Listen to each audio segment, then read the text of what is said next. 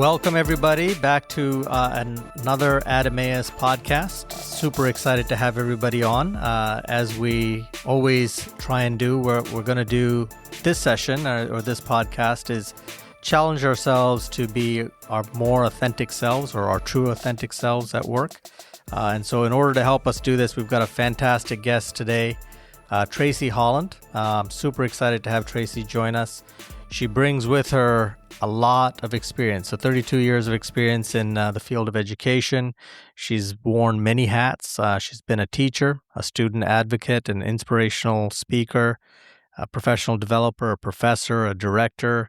So we can go down a huge list. I'm going to turn it over to Tracey in a minute to kind of dig into a few more of those and share those with us. But what I really love about Tracey's background is she's got not only a passion, but a skill set for blending together our faith and our profession. And that's exactly what we're trying to do here at Emmaus, is give ourselves, each of us, the space and the tools that we need in order to be our authentic selves at work. So with that being said, I'm super excited to welcome Tracey. Thank you for joining us on this podcast. And I truly appreciate you being here and sharing with us your expertise. Why, thank you, Joshua. It is an honor and a privilege to be here with you. And it's been a long road, a long journey, and still learning, still learning. That's As what we it's all all about. are, right? As all of us are, right? Absolutely, absolutely. So I gave a very high level overview, Tracey. Maybe you could just give us a little bit of a deeper dive into kind of your background professionally. We'll talk about family and other things as well as you feel comfortable. And then obviously we've got some questions that I'd love to ask you. So maybe I'll just turn it over to you first. Just start from a professional background standpoint and share with the audience a little bit about your journey. Yeah, it's funny, as you're asking me that, I'm thinking about my early years of college where I thought I wanted to be an accountant and sit behind a desk and do numbers. And I have been far from that. And so it just kind of cracks me up that when you think about where you think you're headed, you're really not. Because God's got bigger plans and things that you're still uncovering. And so that's been my journey. Each step of the way, his opening of doors and moving things forward in ways that I've never really realized or understood. I have a heart for kids, still do, always will. They're at the passion and the root of, um, everything I do. It's about all of us, and every adult touches a child somewhere. And so most of my life has been, whether it's serving in the public, for-profit, nonprofit organizations, it's always been about relationships and connection and developing people, young and those of us that are continuing to do the journey of adulting. And so in all of the roles that I've served in, there's been this through line, if you will, around cultivating and nurturing and developing and, just growing people. But I'll be honest with you, Joshua, it starts from from inside of me first. And that's been just really a sweet space to recognize and to understand what lives on the inside of each and every one of us and believing that the God-given gifts that we have in whatever area we're called to serve in will get amplified when we get quiet and spend more time with him. Yeah, I totally agree. And what I really like about your experience, Tracey, is you've got an overview. Tracey works for an organization that talks to a broad swath of people and coaches people. She's a coach as well, and so what I love about your background, Tracey, is you kind of get a 30,000-foot view on what executives go through, right? And kind of the challenges we face, not only sitting in our seats as leaders, but also the struggles or the desire to be more authentic Christians, not only at church or at home, but also at work. And so, I think what I'm excited to hear or excited to talk to you about is kind of just, your journey, obviously, and how you've managed that or led through that for yourself, but also, learnings that you have Mhm. just through coaching and other things that you've been a part of. So with all of that, I'm super excited to have you jump on, kind of share a little bit more about that. But maybe from a family standpoint, so where do you live in Pennsylvania, Tracy, or? I do. Yes, I do. Perfect. Mhm. And so anybody out there in Pennsylvania who's looking who's looking to connect with great people, Tracy's one of them, but she's a great coach as well. Um, so maybe one question I have is, and you've kind of already started talking about this, is um, being a follower of Christ. What does that mean to you personally? And then Mm, also, were there moments in your leadership journey where you know you're you're challenged, right? So like, yes, I know I'm a mhm, follower of Christ, but then I'm being put in these positions where maybe my values aren't completely aligning up. mhm. Yeah, I'd say the first part of that, what does it mean to me to be a follower of Christ? It truly is just staying in step with Him, living by faith, and really day by day that gets um, identified just a little bit deeper because it's something that our faith just continues to grow and grow. And so I've watched mine um, shift and change, and maybe at times not be as strong as I would like it. And so there's always that ebb and flow. And one of the things that I recognized pretty early on in my leadership journey is I had this way of compartmentalizing and just kind of putting things, call it a shelf, call it a box, just keeping things separate. And the more, and I thought that was like the best way to live because then, you could be this Hmm. way here, this way there. And I think what I began to realize, it took a while, but what I began to realize is that the more I did that, the more I was shutting myself out of relationships, whether it be with other people, whether it be with Christ, whether it be you name it. And I recognized at one point that I was like, that there's no congruence in that. And so, how do you become more congruent? And so, for me, it became a place and a time in my life where I was battling illness. I was battling just not understanding what was going on with my body. But if I were to peel it back and really think about it, I have no doubt that the compartmentalizing really did create some things going on in my body that were like, yeah, this is not how I've created you to live. And until you start to pull these pieces together, you're not going to be living in that optimal space in which we were designed to work in. Hmm. And so part of that was definitely digging in deeper and understanding who I was. And I, I just, there's a point where the illness and what I was battling just became more than what I could withstand continuing to work. And so I needed to I thought I was taking a leave of absence and I ended up retiring. So Hmm. it was a very interesting time in my life. And so you retired from the job you were in at the time, but then obviously Correct. Oh, continued yeah. doing different things. Yeah, So actually, I should yeah, probably rename it. It's not necessarily retirement, it's a restart. It was like yes. a reset is what it ended up being. Um, yeah. Yeah, and so how did you so maybe before we go to the next part of it, but Mhm, what was you said you noticed that uh the way it wasn't the way you were designed to be, like mhm, compartmentalization piece. So talk yeah. tell us about how did that manifest? How did you come to that realization?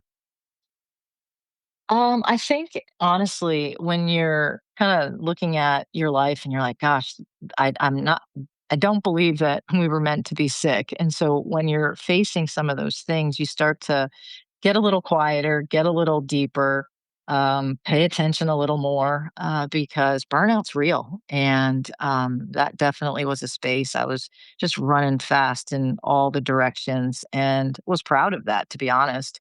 And so multitasking and being, I don't know, kind of the inability to say no to things, Mhm. those yeses just became, I think, a space where the compartmentalizing became just a way of being or a way of doing, I should say. It's more of doing. And so when that started to just break down, I really didn't have a choice but to look in the mirror and go, okay, what about this is inside of your ability to change. And so it was just really getting close to that space of needing to slow down and really start to pull things apart. And what I recognized was that a lot of my identity was in my work. And I'm like, wow, when you lose that, then you lose everything. And that just didn't feel good either. So there were some really hard moments Mhm. early on. And to say that they didn't continue down the road, they did. But Yeah. I was equipped a little differently to handle them when they showed up each time. Yeah. Yeah, and I think we can all relate, probably, Stacy, to what what you were saying. At least I can, certainly, about the intensity with which we work. Right. Mhm. So there's, Yeah. we compartmentalize the home part because we think, yes, we can come home and we'll be, the best father, mother, etc. But then Mhm. at work, we're just, 100% on, right? And Mhm. we sometimes, I think, because we're that in that mindset, we don't bring our whole selves to work, right? We still are a father, we Yeah. still are a mother, we're still a Christian, we're still all those things. But we also know that the biggest thing right now is this decision or this team that I need to get on board. And so I think, yeah, well said. Like, I think sometimes it manifests as intensity, or the Mhm. compartmentalization does, and that's not Yeah. healthy. Yeah. Yeah. No. Very, very good challenge for us, I think, to kind of just at least identify it first, right? As that Mhm. maybe how it manifests. Um, Mhm. so then you were saying you retired, in quotation marks, and moved to something else. So Yes. yeah, Yes. tell us about that. Yeah, it was a probably a season of a few years where I was just trying to get clear on what exactly was going on. And really everybody felt like just get the stress out of your life and it'll get better. Hmm. And for some bit of that is true, but not really. It still kind of stayed there because I wasn't going after the root of what was really happening. And so, in that section of time, I just started to work more global. How do I want to say it? Regionally, in the area of just developing people, Hmm. mostly adults, but I did work with students in that sense too. But a lot of it was really speaking into some of these spaces where we are looking for strategies and ways to um, I don't know, handle the pressure, Hmm. do things differently, think outside the box. And so I had an opportunity to develop some professional development and design courses and teach them, Hmm. and really be that mentor and that instructor, if you will. And so it was a great day of a great season, I should say. And I had an incredible mentor that still to this day I look back on and go, "Gosh, I knew what I had at that point, but I know it better today." Yeah. So there are those people in our lives that just come in at the right time, at the right place for the right reasons. And I feel like my life has been that way pretty much since the beginning. Yeah. So as you were developing the curriculum and the work that you are now doing, right? How Mhm. did you? I'm sure there was a lot of it that was reflective. It was your own experience that Mhm. helped, but I'm sure there was Mhm. also a lot of it that was, uh, you know, from feedback and things that other people had gone through.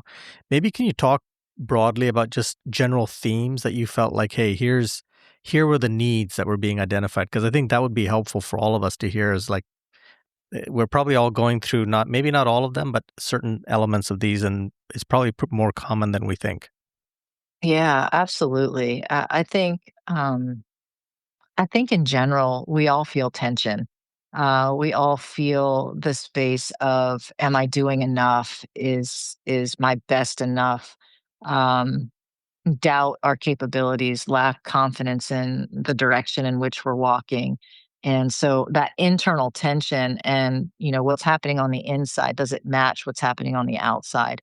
And so that tension is real and it creates incongruence. And until we're able to recognize and kind of put those things together, um, I think things are more challenging than we realized. And only when you slow down a little bit and reflect a little bit and just try to understand, well, what is it that I'm feeling right now? And what did create that? And, I take my special ed background and I start looking at it through the lens of behavioral analysis. And you start to think about, well, what came first? And then what happened because of this? And Hmm. you start to just break it apart. But I'll be honest with you, Joshua, underneath it all, I do believe that at the core, it's have we spent enough time truly understanding who we are through the eyes of Christ? And have we really spent enough time to understand what is it that we value?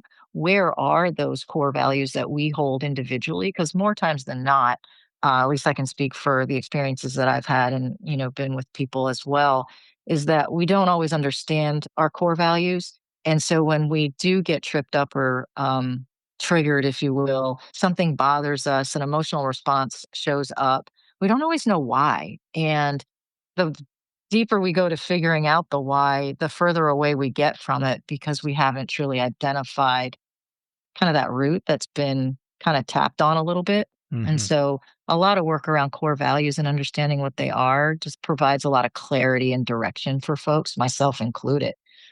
Hmm. Yeah, I like the way you're saying. So it's you feel generally there's a theme of tension, and the tension Mhm. is a lot of times, yes, there's the work tension, right? That's the stress of just Mhm. getting things done. That's one part of it, but um, it's exacerbated because we're not being true to ourselves or authentic to ourselves because there's a disconnect between our core values and our and us being who we are and how we show up at work, Yes. right? And that's what you're Yeah. calling congruency, correct? Yes. Yeah. Absolutely. S- Absolutely. So I mean, I think that's so. Like I'm just reflecting on what you're saying. For me, definitely, um, there was a work tension, but Mhm. I think we all know, or we think we know, what our core values are, but the discipline of actually writing them down, right, and going through those, Mhm. or identifying them. So maybe talk me through that. Like how did you was it an exercise that you went through to understand core values, or how do you encourage people to do that in your work now, or how does that all Yeah. manifest?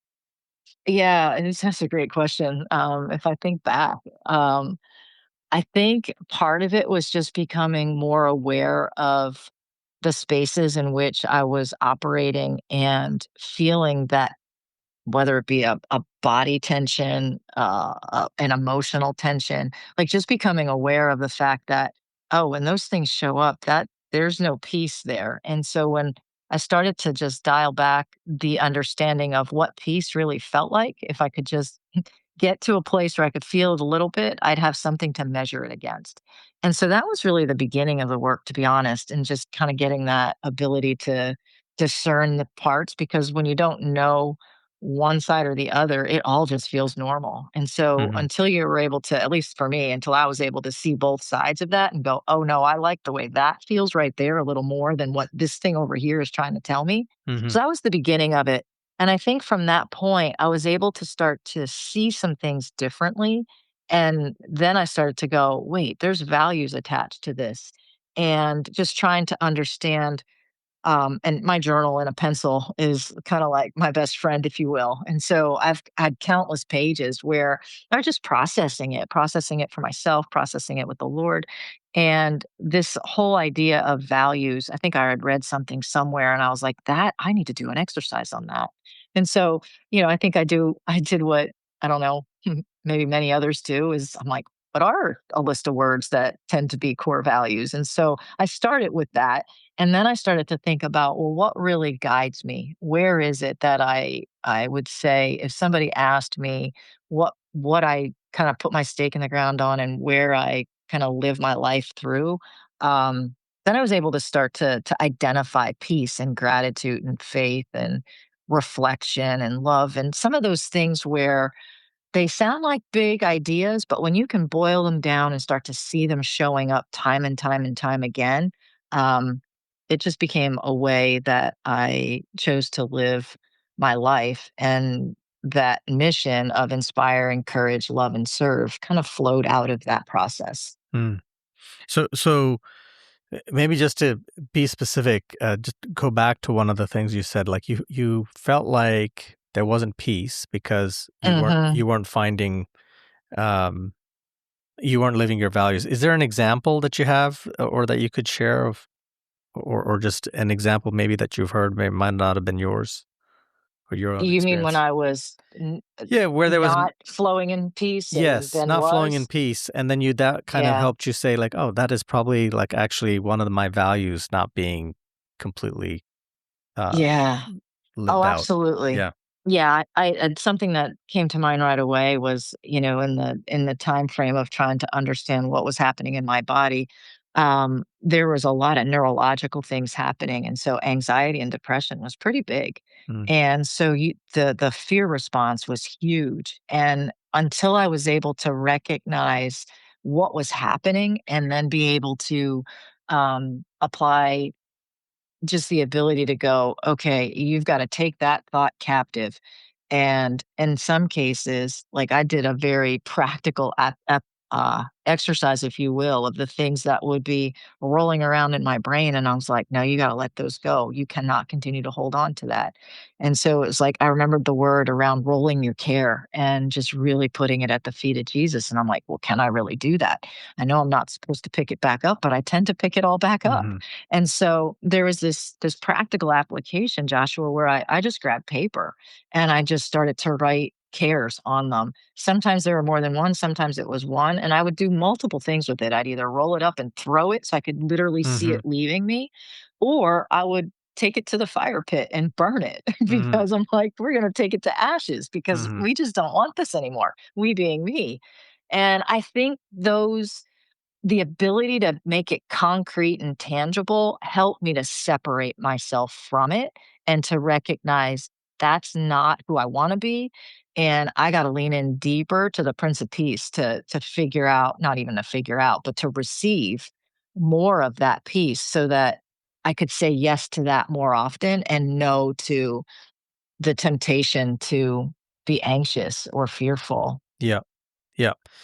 Yeah, that's awesome. So, I mean, taking a practical step. So, first Mhm. identifying what is it that's making me feel anxious or tense or Yeah. whatever that is, and write it down, right? That could be Mhm. one way. I mean, that's the way you did it. Other people may choose something else, but at least taking a moment to Mhm. pause and think, what is this that's driving this kind of feeling, right? I think that's what you're challenging us with. Yeah. Um, Yeah.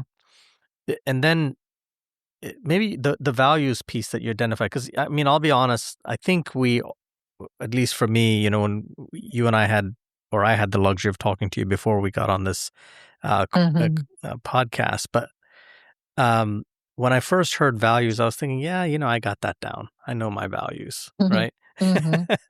Yeah. But I think there's the values that we may pick, like being a Christian and exuding love and those kinds of things. But maybe talk me through, like, how did you identify your values and how did you make them really crystallized? Yeah, that's a really great question. And if I were to think about where peace and gratitude came from, I'll be honest with you, it's what got me through to the other side. And so being able to reshape my mindset and to put it on something such as peace or gratitude, like those are things that I can do hmm daily. It's a practice, it's a habit. And so when I recognized, wait, you're doing the same thing, and my journal was a big help for that because I'd go back and I'd read what I wrote, the day before, the week before, the month before, if you will. Um, I was starting to see a pattern. And so you take a highlighter and you start, or a different a pen, and you start to highlight, circle different themes that are coming up. And I was able to see, gosh, there's this thing called peace that I really want. It's clear. It's in my prayers. It's in my reflection. And then there was this attitude, yeah, it's an attitude because gratitude is an attitude. And I could see that there was a lot of praise and thankfulness, even though my body really hurt and it was just long suffering. I was like, there's still something that you can hold on to be grateful for. There's always something. And honestly, I think those two, they were the beginning. And then obviously being rooted in faith and just knowing that I couldn't do it on my own and just that Hmm. surrender. So I think it was just, I don't know if I'm exactly answering where you were kind of looking for me to dial No, it no, back that's and good. peel it back. Hmm. But I feel like those three things just became such a there was an awareness. And Yeah. when there's awareness, you can actually cultivate it and do something with it, either for the good or, if you want to change it. But I was noticing this happening for me where I was like, I need to grow this. And so how can I feed it? Yeah. Yeah. I mean, what I'm hearing you say, I'm a very process guy. So like, I think you Mhm. were identifying the problems first, right? That was the easy, Yeah. that was the part that maybe, the pause, right? Reflect, identify the problem. Mhm. And then during your journaling, there was themes that kind of arose around, hey, here's what I really strive for: peace, gratitude, those kinds of things. Mhm. And then out of those, uh, that journaling activity is kind of where you started to then write out, here would be my core values that would, that I want to live by. Right. Mhm. Um, Yeah, yeah. Go mhm. ahead. I would say it wasn't something that happened overnight and quickly. Mm, I would say it probably took me a good year to get to a place where I was like, does this really make up my DNA? Like, is mm, this really who you are? Because you can say, just as you were saying, you're like, oh yeah, I have this, I want this. But if your life is not replicating or resembling that, then is it really a value? Is it really a right. habit of something that you lean into to, help you navigate life when challenges come? That was me just trying to get a little bit more clear. And so it took a while. It truly did. And it was a consistency in that approach. And honestly, I think that's what started to just turn things in general around and just staying in the word. Yeah. I think that's actually a good, for me, a mindset shift around, the dedication it takes to kind of get there. It's Hmm. not going to happen with a few journal entries, and right. No. It's a sustained exercise that we need to kind of sit with for a period of time. Hmm. Um, Yeah. yeah, but at least for me, and I'm sure many people listening can relate. There is definitely a hunger for peace, right? I think we all go to Hmm. work and we Hmm. are bombarded, and I think the thing that we all strive for is increased peace. Um, Yeah. but so maybe just let's pause there, Tracy, and just take us through that journey. Like, how did you go through that? How did you? Yeah, I mean, you kind of talked us through how you identified that as the value, but how do you kind of make Hmm. sure that you, try and live that out? Are there practical things that you're doing? Are there things that you reflect on? How does that work for you? Yeah, it's a great question. I think I don't remember even how many years ago, peace became my one word. I had read a book. I think it was called The One Word. I'm not even sure anymore. But there was this idea that, live a year focused on one thing. And in this case, it was get really clear and concise of a word. And so from that point forward, it's probably close to 10 years that I've been doing it. And peace was my first word. Mm, And it just became a space where if I wasn't peaceful, like, because I knew what it felt like. I had practical, like, even if it was a flashing moment, I knew what it felt like. And so there was just this, I don't know if I wanna call it an addiction, but an attraction to it that it's like, I want that more than I want anything else. And so I'm gonna dedicate all of me to just getting there. And so I became more and more astutely aware of when I'd lose my peace. And sometimes it was, yeah, it was like, I don't know, days later going, "Oh, yeah, these last couple days were not peaceful." mm, Okay. Today, I can get to a place where usually within, a couple hours, on a good day, like, right in the moment, I'm like, "Ooh, something just happened." But to be honest with you, it's evolving, and it really just depends on how deeply connected I am, to start my day. And so, yeah. gosh. Oof. It's a deep spot, I'll be honest. As I'm thinking it through it, I'm really kind of, processing what do I do in those moments? I become aware of it. I pause what I'm in the middle of if I can, and sometimes I can't physically do it, but on the inside of me, I'm bringing awareness to it. And even if it's I'll deal with that later. Like I recognize you, I'll jot it down, maybe the time of day it showed up, what I was in the middle of. And then later I'll come back to it, whether it's at the end of the day, the next morning. It really just depends what the day's Hmm. entailing. But I make a commitment to come back to it and ask the Holy Spirit, like, just like help me understand what that was. What just happened there? So I don't trust my own instinct or my own insight on it. Hmm. And I've also asked him to reveal it. When you start to see me get off, whether it's something I say, a look I give, like whatever it is, something, like even if it's the littlest thing that somebody wouldn't even notice, but you're noticing, I want to know it because the quicker I can know it, the quicker I can adjust it and the quicker it doesn't take root. Yeah. And so, yeah. Yeah. Yeah. I think the pause is critical, right? I mean, I think that's the Yes. pause to reflect. Yes. I think the other thing that you spoke about, or you shared with me earlier, was about this idea of moving from either or to and. Oh, Um, yeah. Yeah. like, and sometimes we kind of that takes away some of our peace, is because we think we're making a Hmm. decision or choice. So, talk us through Yes. that. Maybe set it up better than I just did. Oh, no, you set it up great. That is true. That is definitely, and I'll just share where it came from. I never even knew that I was scripted in either or. Like that's just the paradigm I had. And I was in a coaching conversation a few years ago, and that's what came out. The coach was just beautifully holding space, and all of a sudden I was like, oh my goodness, I've been thinking either or, and if I choose and, there's space for both. And I'll tell you to this day, anytime that I have any bit of tension or conflict, whether it's inside of me or within a relationship or whatever it is, I'm like, yep, it's that paradigm. You've shifted or slipped, I should say, back into either or. And so abundance, opportunity, possibilities all live in the and just knowing that two things can be true at the same time. There's Hmm. freedom there. And so that was like a huge awakening. Right. Yeah. When you said that to me, I think that is a paradigm shift that uh, we should be more open to, right? Because Mhm. you know, you know the verse that I give you peace that passes all understanding, right? Absolutely. Um, Signature. yeah, but I Mhm. think we think Yes. about that as a okay, we've got to choose here.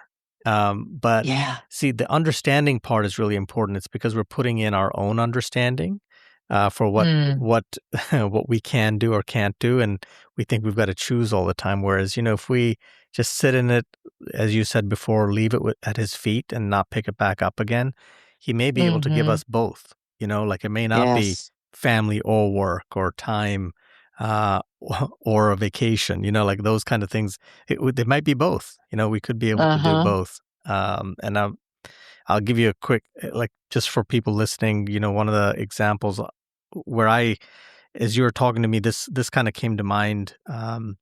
Was I was struggling with how do I get to a different level, career wise, to a different level, right?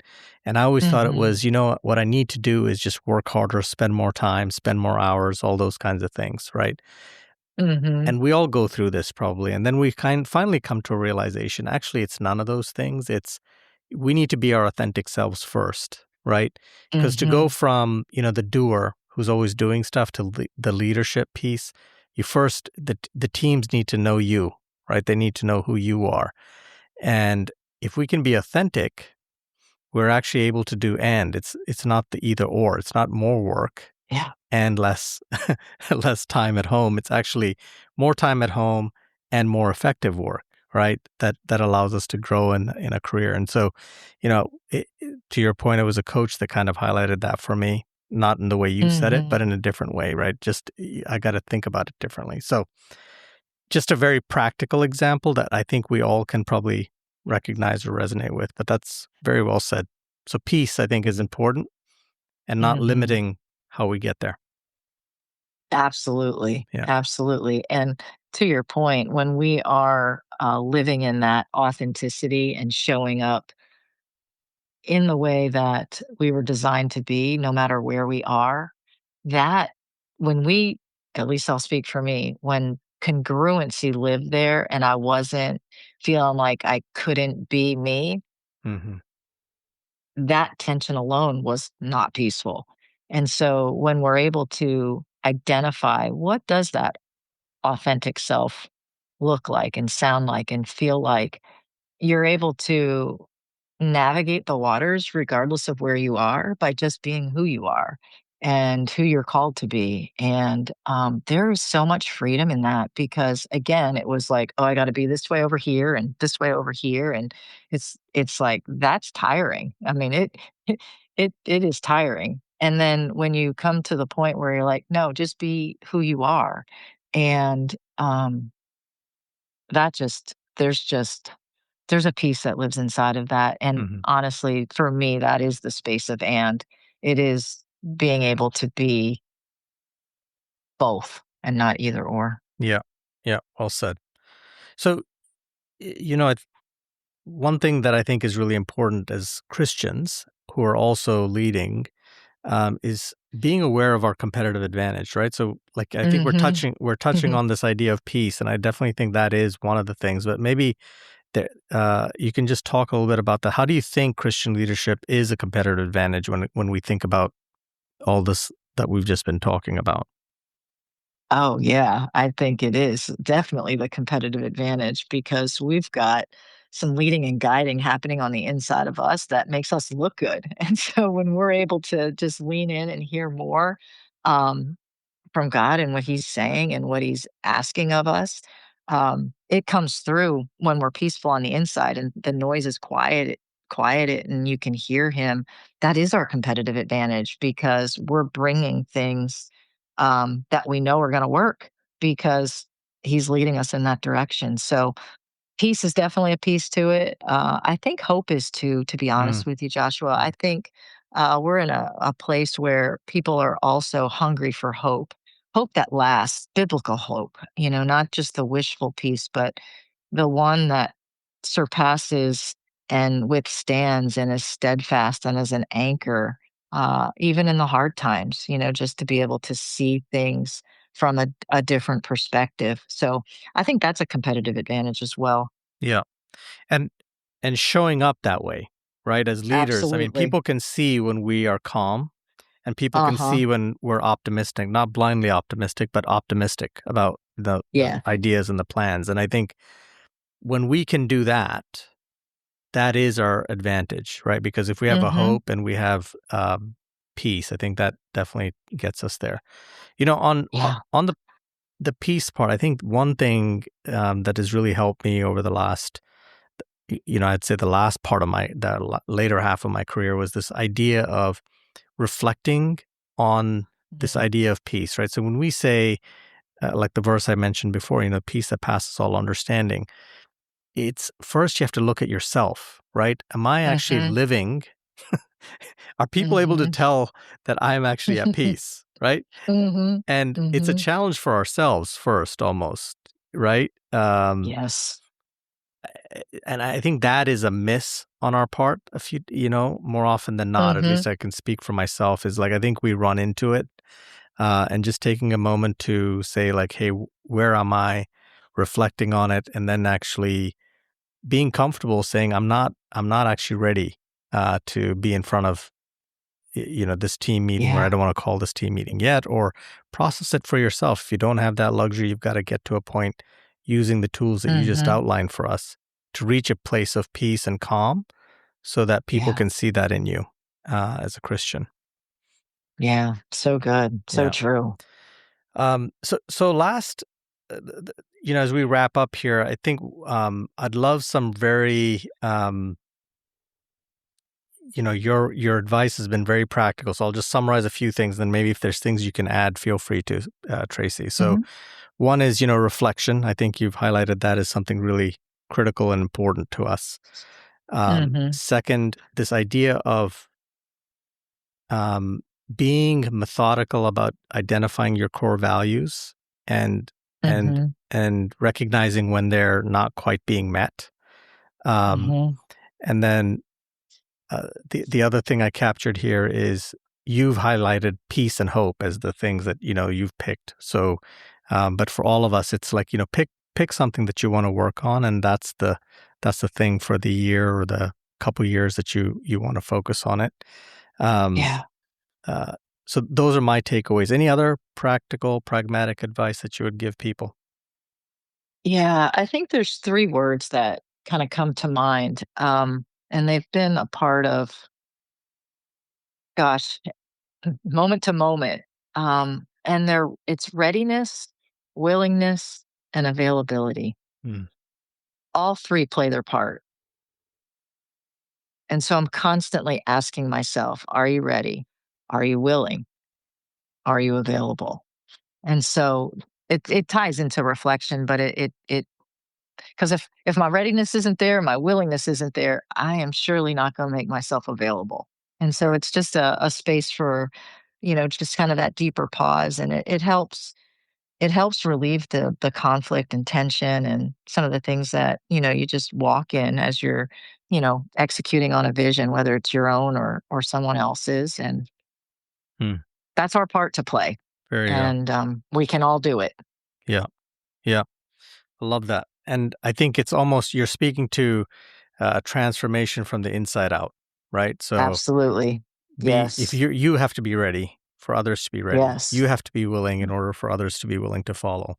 And you have Mhm. to be available in order for others to be available to do the things we're asking, right? So Absolutely. yeah, I think that's powerful. So Tracey, loved having you on. Thank you so much for all this that you've shared with us. I'll just say, I challenge myself, but also anybody that's listening. I think one of the things that we should aspire for is peace. I think we all know that, but I would encourage us after hearing Tracey to kind of say, like, give ourselves the time, the grace, the space to be able to develop our own core values, be clear about those, and then challenge ourselves to always examine, are we living at peace? Are others seeing God's peace through us? Thank you all for jumping on. Thank you all for joining. And Tracey, thank you so much for all the insight and the perspective. Truly appreciated.